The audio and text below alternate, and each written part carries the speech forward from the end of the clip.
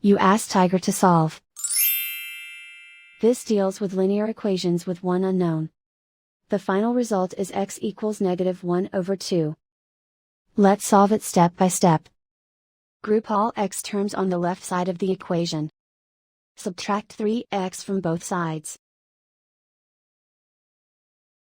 Group like terms.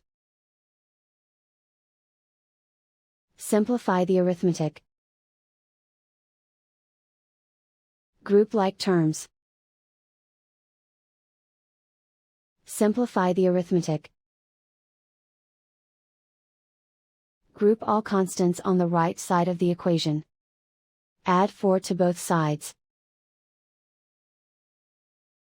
Simplify the arithmetic.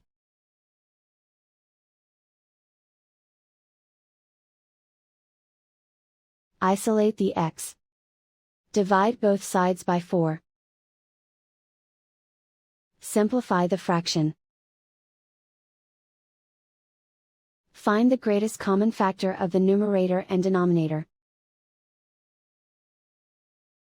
Factor out and cancel the greatest common factor.